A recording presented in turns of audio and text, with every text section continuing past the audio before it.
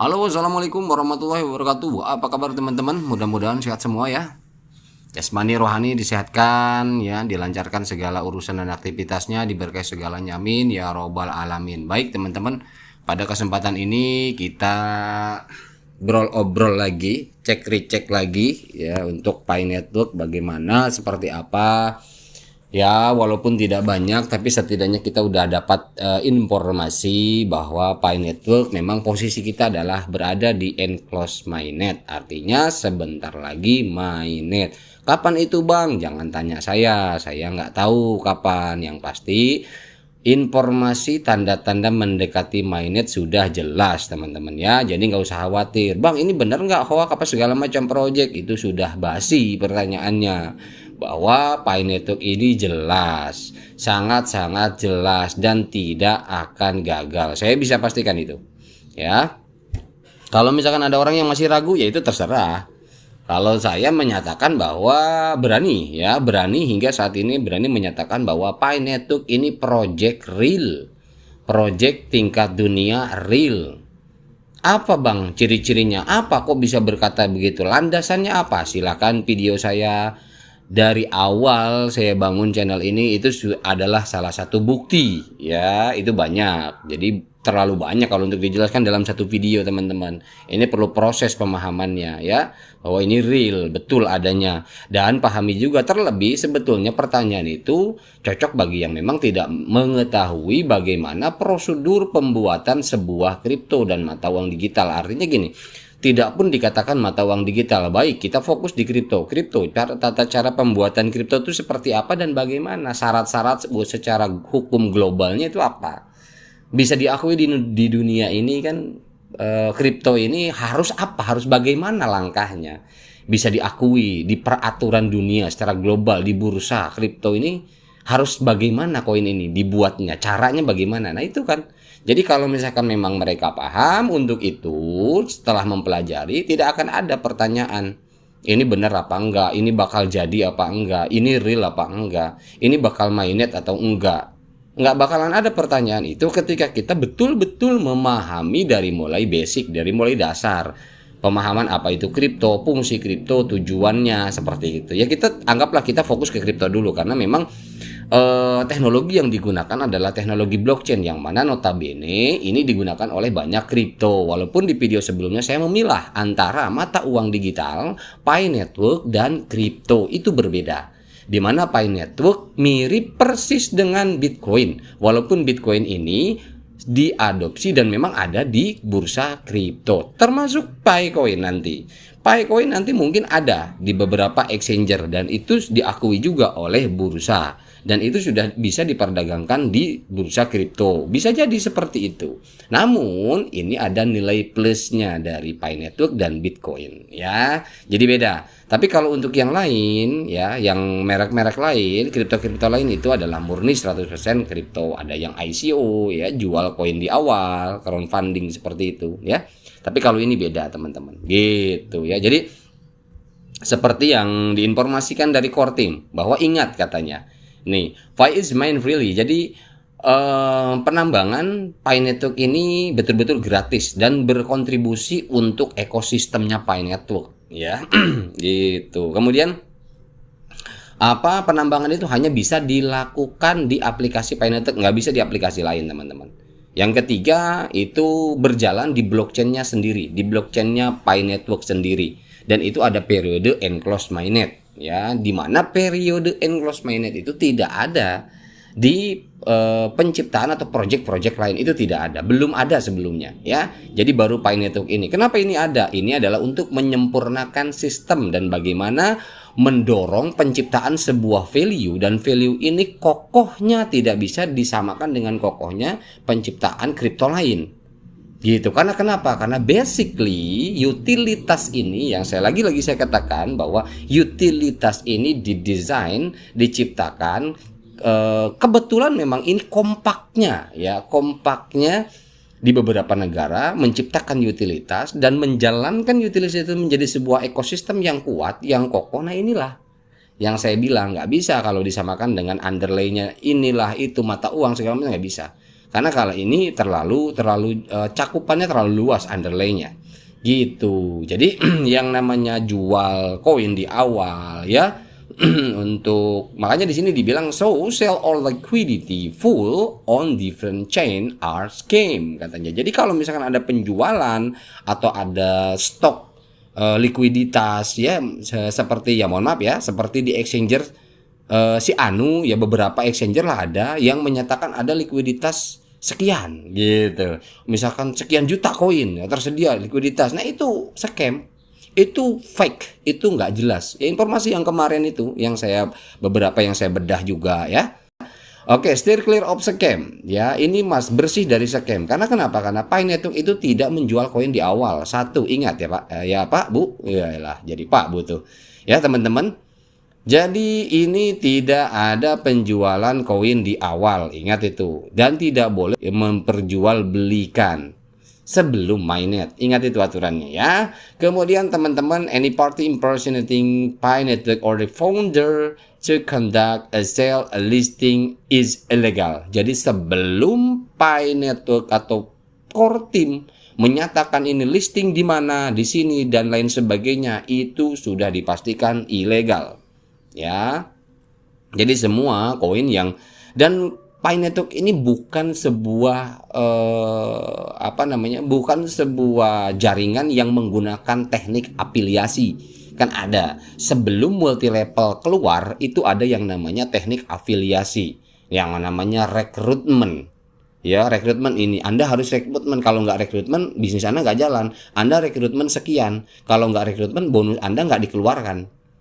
Karena kewajibannya harus rekrutmen. Itu ada awal dulu afiliasi melalui email Yahoo dulu rame tuh ya. Afiliatornya ini email saya sebagai kode referralnya pakai email. Ya itu dulu zaman dulu. Kemudian kesininya terciptalah sebuah multi level marketing dengan cara begini-begini ada produk. Tetapi peraturan Indonesia harus ada produk. Ya berhubungan dengan apa? Berhubungan dengan Bapepti dan lain sebagainya harus ada SWI ya harus ada produk seperti itu. Nah itu tercipta kemudian berkembang lagi. Nah untuk Pi Network ini tidak ada, bukan afiliasi, bukan juga multi level. Karena kenapa? Anda sendiri pun tanpa rekrut bisa jalanin. Makanya saya ketawa ada orang yang mengatakan mau aja lu jadi ikut afiliasi model gitu. Terlebih lagi yang lucu udah disangka ini adalah sebuah proyek afiliasi, kemudian sebuah proyek multi level, ini sebuah proyek juga investasi. Kan menyimpang semua. Dia tuh asal komen nggak paham. Nah, lagi-lagi seperti itu teman-teman ya. Jadi ya whatever lah you say, antepin aja. Jadi karena kalau orang-orang kayak gitu kasihan jadinya karena nggak paham mereka. Ya biarkan saja. Oke, kemudian protect yourself ya. Lindungi diri Anda. Karena kenapa? Di sini katanya beware of suspicious profile imitating core team member or moderator. Jadi nggak ada di sini yang namanya profile yang digandakan ya. Nggak ada yang namanya bahkan core team pun tidak bisa menggandakan akun kita. Karena kenapa? Karena di sana ada kode prase. Kode prase itu jelas 100% adalah kode fatal kita. Nah ya, jadi ingat teman-teman. Di sini hati-hati kode frase, jangan sampai asal copy, asal share, asal apa ya, atau mungkin dan lain sebagainya, dan simpan di tempat yang betul-betul aman teman-teman ya. Oke, don't give out your personal information to anyone online. Jadi nggak boleh memberikan informasi pribadi kita secara online, apapun bentuknya ya. Maksudnya dalam artian kayak ini kode frase yang terpenting ya. Atau yang lain lah, data-data yang lain yang dianggap penting tidak boleh ya, nggak usah lah, itu buat jaga keamanan akun kita semua. Never share your P-Wallet password. Nah ini password ini nggak boleh menginformasikan password P-Wallet ya. P-Wallet itu kan kode prase, nah itu password kita ya teman-teman ya, jelas ya. Oke, selanjutnya ini ada informasi teman-teman, informasi luar biasa ya, informasi di mana Pi Network ini telah mengobarkan jadi sebuah hal yang panas teman-teman ya, tentang digitalisasi, mengobarkan ya semacam kayak pemanas pemantik daripada penggunaan mata uang digital, teman-teman. Ini terjadi di USA, ya, di USA sana, di Amerika, di mana bank-bank besar termasuk Fed, ya teman-teman ya. Apa itu Fed? Fed ini adalah bank sentral, teman-teman ya. Bank sentral Amerika Serikat. Fed itu adalah Federal Reserve System. Ya, seperti itu. Federal Reserve System itu adalah bank terbesar di Amerika. Di mana di sana itu ada beberapa yang saya dapat data, yaitu ini saya sudah artikan, teman-teman. New York katanya 15 November ya, minggu yang lalu, 15 November. Raksasa perbankan global memulai 12 minggu percontohan dolar digital dengan Federal Reserve Bank of New York. Para peserta diumumkan pada hari Selasa. Citigroup, INC, HSBC Holding PLC, HSBA, Mastercard, ya, dan Wells Fargo NCO WFCN adalah salah satu perusahaan keuangan yang berpartisipasi dalam eksperimen ini bersama Pusat Inovasi Fed New York. Kata mereka dalam sebuah pernyataan, itu proyek katanya yang disebut jaringan tanggung jawab terregulasi akan dilakukan dengan pengujian lingkungan dan menggunakan data simulasi, kata Fed New York. Uji coba akan menguji bagaimana bank menggunakan token dolar digital dalam basis data umum dapat membantu mempercepat pembayaran. Awal bulan ini, Mikhail Neal, artinya awal bulan ini mungkin bulan November atau Desember, kepala grup besar Fed New York mengatakan pihaknya melihat janji dalam menggunakan dolar digital bank sentral untuk mempercepat penyelesaian waktu di pasar mata uang. Ya, jadi ini sudah heboh, teman-teman, di Amerika, terpantik oleh adanya hebohnya informasi atau pemberitaan Paynet. Ini luar biasa, ini pergerakan mau tidak mau. Kenapa Amerika muncul, kenapa Cina muncul? Negara-negara besar itu berpengaruh terhadap perekonomian dunia. Jadi suka tidak suka, mau tidak mau, itu adalah ada pengaruhnya. Dan itu baiknya memang kita pahami pergerakan mereka. Karena kenapa? Karena ada effort secara tidak langsung terhadap kita nanti, terhadap kebijakan-kebijakan yang akan ada. Seperti itu, teman-teman ya. Oke, itu hanya informasi sekilas saja bahwa di Amerika sana mulai ada pergerakan di ruang lingkup Fed-nya ini. Ya, Federal Reserve System ini, ya, perbankan pusat, ya, pusat bank terbesar di dunia di Amerika sana. Nah, ini sudah ada mulai pergerakan ke arah digital. Bagaimana hasilnya? Kita lihat nanti. Karena bukan wilayah kita, ya. Mudah-mudahan baik adanya. Dan ini informasi kenapa core team katanya dipanggil tanggal 1. Ini ada pertemuan dengan Fed. Nah, ini entah betul atau tidak informasinya. Tetapi yang pasti sudah santer sekali di media sosial bahwa akan ada pertemuan. Termasuk juga Nicholas ada di sana, ya.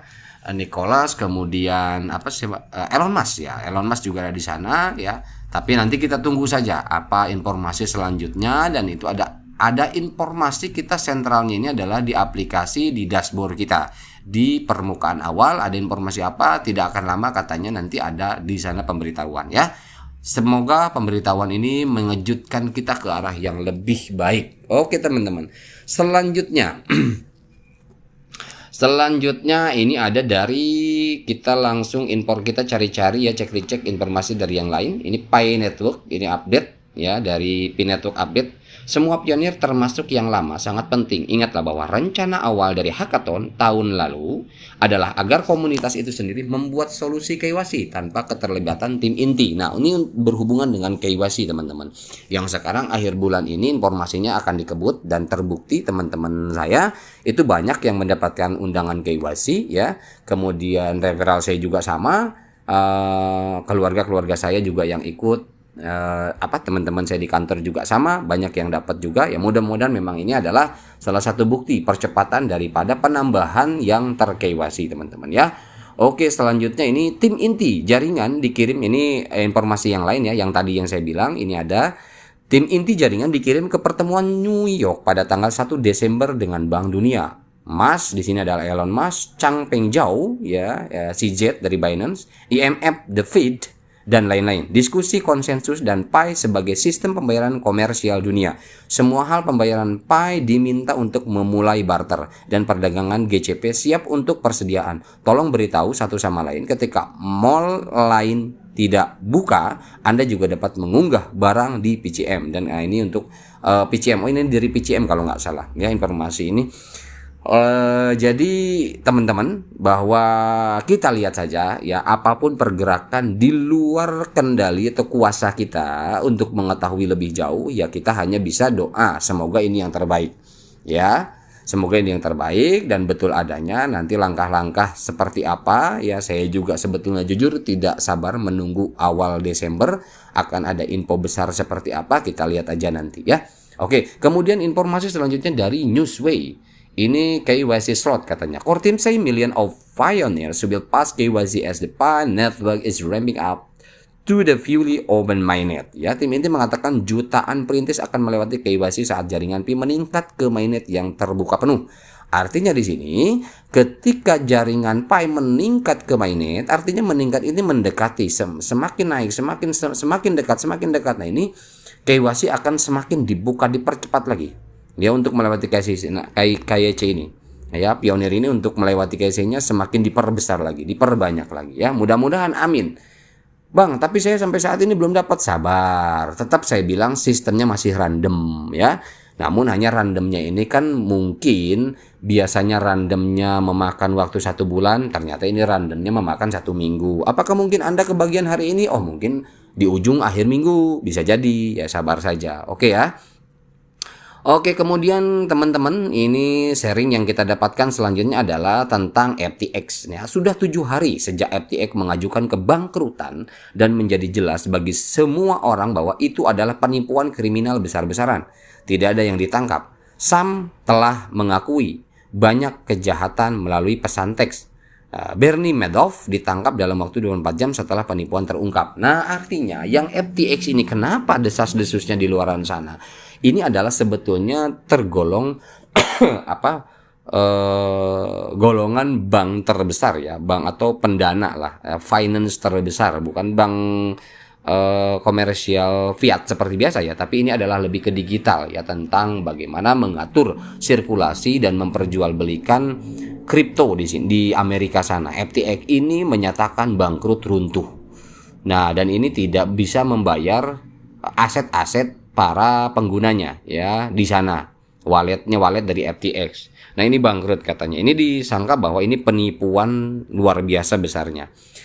Nah, di sini sebetulnya makanya peluang daripada blockchain yang murni. Nah, saya katakan ini murni terdesentralisasi, ini peluang untuk naik ke atas. Karena jelas ketika yang tersentralisasi seperti ini bangkrut, artinya hancur. Dan ini dia tidak tersentralisasi teman-teman. FTX itu walaupun dia menggunakan teknologi blockchain, tapi blockchainnya yang masih tersentralisasi.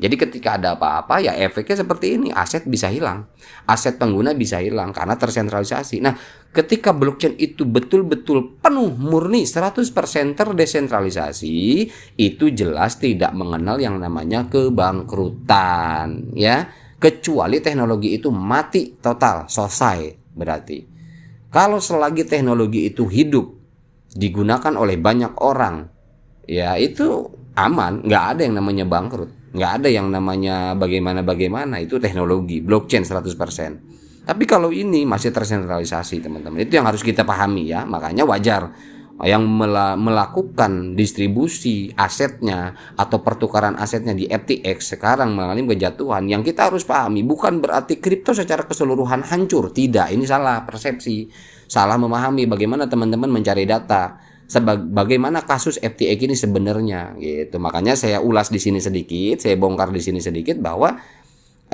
bukan seperti itu pemahamannya ya. Jadi untuk kripto baik-baik saja. Adapun pengaruh daripada penurunan itu wajar karena kan volatilitas pasar di sana ada. Ini pun berpengaruh pada volatilitas pasarnya daripada bursa kripto ya. FTX ini kan hanya salah satu saja, salah satu finance yang tergolong terbesar di dunia untuk mengelola dan mendistribusikan beberapa aset pertukaran juga tingkat dunia yang tergolong besar. Dan sekarang malah ambruk. Nah, ambruknya bukan bukan bukan blockchain-nya yang betul-betul jadi buruk, tidak.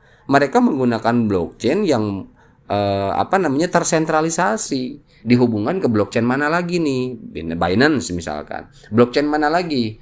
Ethereum misalkan, Bitcoin misalkan. Nah, mereka menghubungkan, tapi mereka punya teknologi blockchain yang tersentralisasi. Itulah bisnis namanya, ya. Makanya ini FTX ini adalah bisnis, teman-teman. Ya gitu. Jadi ketika terjadi seperti ini, yang dirugikan ya nasabah, kan gitu ya. Kemudian ada info selanjutnya, teman-teman. Ini dari Mohamed El-Erian. Ini salah satu presiden finance ya di Amerika sana. Sini mengatakan sampul The Economist minggu ini. Nah, ini apakah kejatuhan adalah kata yang tepat di sini? Rasanya tidak benar, kata dia. Nah, jadi kan banyak informasi tuh kejatuhan runtuh apa segala macam. Nah, tapi kalau dari sudut pandang Mohamed Al-Erian, ini adalah sebuah presiden. Siapa dia? Presiden dari Queen College ya, Cambridge University. Dia juga presiden dari Allianz ya. Jadi Finance Alliance, di mana di kita ada Bank Allianz kan, di kita di Indonesia juga ada ya. Apakah kejatuhan adalah kata yang tepat di sini? Kata dia, rasa tidak benar rasanya. Tapi saya tidak bisa memikirkan alternatif yang baik. Jadi dia nggak tahu nih alternatif yang baik seperti apa. Tapi kalau dibilang jatuh juga enggak. Dia nggak setuju kalau dibilang jatuh, karena mungkin ada beberapa sektor yang bisa jalan. Nah, tapi alternatif yang baik dia tidak menemukan. Apa? Nah, bisakah kamu? Kata dia. Nah, ini peluang, sebetulnya peluang untuk mengajukan sebuah fenomena baru tentang Pi Network. Ya kita lihat nanti apakah ini menjadikan sebuah kenyataan gitu ya. Nah, ini ada juga Indonesia Asia Overlooked Giant. Nah, kenapa dia mengatakan seperti itu? Karena ini Indonesia Asia Overlooked Giant. Indonesia terlihat adalah terbesar Asia katanya. Jadi sesuatu lah di Indonesia itu terlihat terbesar. Ya, giant itu kan besar ya. Terbesar di Asia. Nah, ini ada apa di Indonesia? Karena melihat kemarin mungkin G20 bahwa betul-betul terlihat ada yang signifikan di Asia ini ya Indonesia yang terlihat. Nah, ini dilihat dari Mohamed ya, presiden daripada Allianz. Kemudian Trump melawan DeSantis. What could go wrong? Apa yang akan terjadi antara Trump melawan DeSantis? Ini semua ahli ekonomi juga, pebisnis semua. Ini berseteru, entah seperti apa, kita lihat nanti. Investor misguided optimist. Jadi investor katanya salah persepsi dan turunnya optimis ya. Turunnya optimis dalam berinvestasi para investor ini. Nah, gini, apa yang salah? Nah, ini bagaimana memahami perkembangan ekonomi dunia ya secara global. Independence of Qatar World Cup ini juga pengaruh ya. Bagaimana ini? Lagi hebohnya sekarang World Cup di Qatar. Apa yang akan terjadi terhadap ekonomi ya, kita lihat nanti.